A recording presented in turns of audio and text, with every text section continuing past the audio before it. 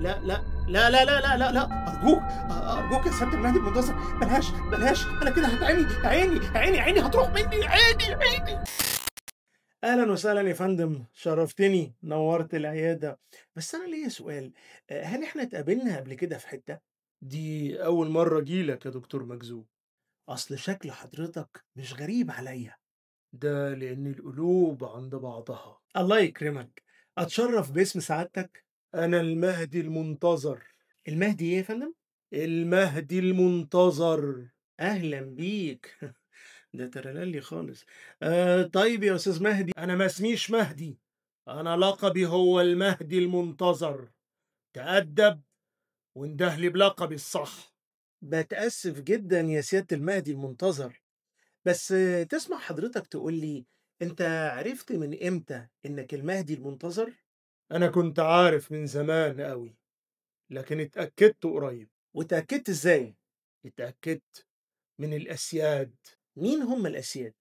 أهمهم السيد سيف زاهر. سيف زاهر؟ المذيع الرياضي؟ أيوه هو. وده من الأسياد؟ طبعا من الأسياد. شوف بقاله كام سنة بيقدم البرنامج بتاعه من غير ما يتوقف أو يتلغي. صحيح، هو فعلا بقاله كتير قوي. مم. طيب مين تاني؟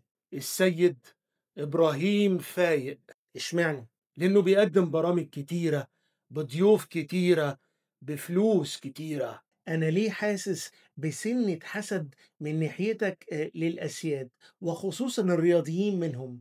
ده مش حسد، ده تقدير للسيد سيف والسيد إبراهيم والسيد أحمد شوبير. وانت عرفت منين؟ ما هو عنده نفس نشاط الأسياد التانيين. ربنا يبارك فيهم جميعا. طب هم أكدوا لك إزاي إنك المهدي المنتظر؟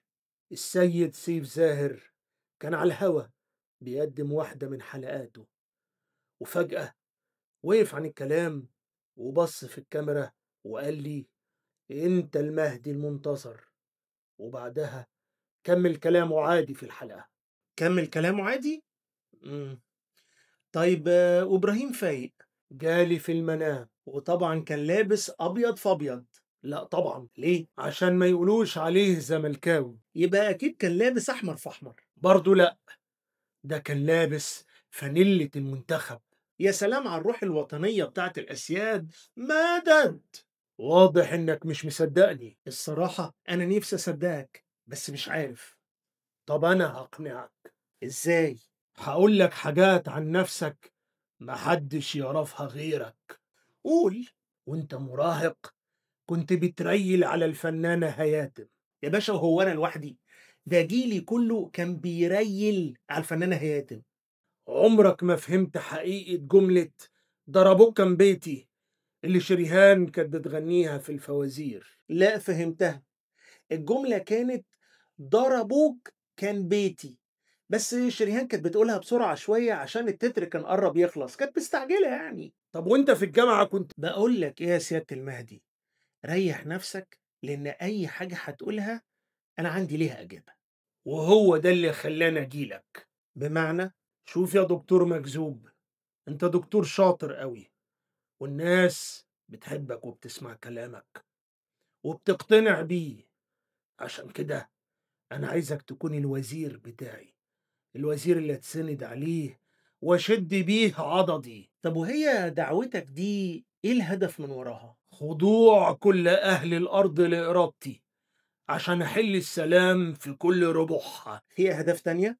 منع زراعة القلقاس لأني ما بحبوش، بيجيب لي حموضة. تصدق بقى إن أنا معاك في الهدف ده جدا، لأن فعلا القلقاس بيبقى تقيل قوي وبيحمى على صدر الواحد، خصوصا من الكزبرة اللي بتبقى فيه. شفت ازاي يا دكتور احنا متشابهين؟ حط ايدك في ايدي وعهدني على الولاء والطاعة، وانا هخليك اغنى من ايلون ماسك واقوى من احمد العوضي. اقوى من احمد العوضي؟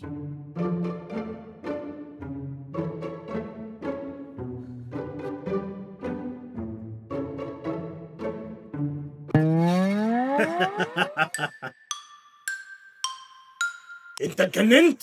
انا برضو اللي اتجننت. طب بص يا استاذ المهدي المنتصر، أنت بتعاني من خليط من اضطراب الضلالات والشيزوفرينيا، وعلى الوش فيه ب5 جنيه اضطراب وجداني ثنائي القطب.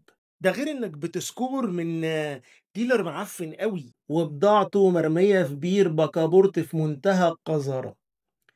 لكن لو اديتني فرصة أنا ممكن أعالجك علاج صح يلحق حالتك المتأخرة دي، ويمنعك من إن أنت تودي نفسك في 60 داهية. ده أنا اللي هوديك في 60 داهية.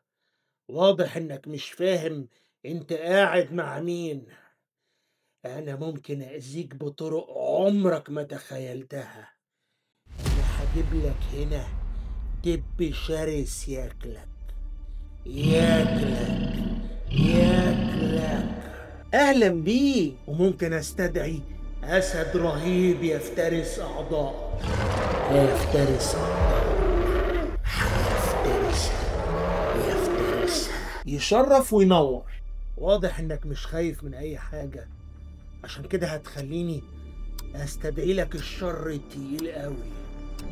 احمد موسى وهو بيرقص بيرقص بيرقص بيرقص بيرقص بيرقص. لا لا لا لا لا لا لا لا، ارجوك ارجوك يا سياده المهدي المنتصر، بلاش بلاش، انا كده هتعمي. عيني هتروح مني. عيني. اظن انت كده شفت بنفسك ازاي ان عينه صغيره من عذابي ممكن تبهدلك. مش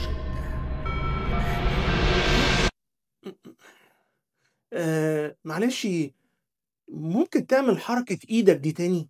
الحركة دي؟ ايوه هي دي عشان تعرف ان ايدي دي ممكن توهب لك السعادة، وممكن برضو توهب لك الألم. بس انا افتكرت انا شفتك فين قبل كده. انت كنت بتشتغل منوم مغناطيسي في سيرك البالون في المهندسين. انا شفتك لما اخدت ابني السيرك في عيد ميلاده. انت كنت بتنوم اي حد من الجمهور بحركة ايدك دي، بتنومه مغناطيسيا وتقنعه ان هو كلب او قطة او مكرونة بالبشاميل. انت غلطان. ده مش انا. لا يا حبيبي، انا متأكد ان هو انت. بأمارة ما انت كنت بتاخد 3 جنيه ونص من اهل الشخص اللي انت كنت بتنومه تنويم مغناطيسي عشان ترجعه بني ادم تاني. انا على فكرة عندي فيديو وانت بتعمل كده. وحتى لو كنت انا، ده ملوش اي علاقة بان الاسياد اختاروني عشان اكون المهدي المنتظر. هم رفضوك من السيرك امتى؟ من سنة. لا لا، ما رفضونيش ولا حاجة، وطبعا ما لقيتش شغل تاني. محدش عايز يعين منوم مغناطيسي، كله عايز سيلز عقارات او تيلي ماركتينج او فيديوجرافر. انا حاسس بيك يا صاحبي. قلت انا المهدي بلا مهدي بلا هبل بقى. اخرس واسمعني كويس. انت بعد ما اترفدت من الشغل جالك احباط جامد، والاحباط ده قلب باكتئاب، والاكتئاب وصلك لحالة من الهذيان مع وجود رغبة دفينة في الانتقام. بس صدقني، احنا ممكن نحل مشكلتك دي لو لقينا لك شغل يدخلك دخل محترم ويحافظ على كرامتك وشكلك قدام الناس. شغل؟ يا ريت يا دكتور مجذوب، يا ريت. الحقني بيه والنبي. اشتغل زي الأسياد. الأسياد؟ أيوه، اشتغل نفس الشغلانة اللي بيشتغلها سيف زاهر وإبراهيم فايق وأحمد شوبير، اللي أنت بتتابعهم على طول وبتسمع كلامهم. قصدك يعني إن أنا أقدم برنامج عن الكورة المصرية؟ بالظبط كده. اطلع على اليوتيوب واتكلم في الكورة، ما كل الناس بتتكلم عنها.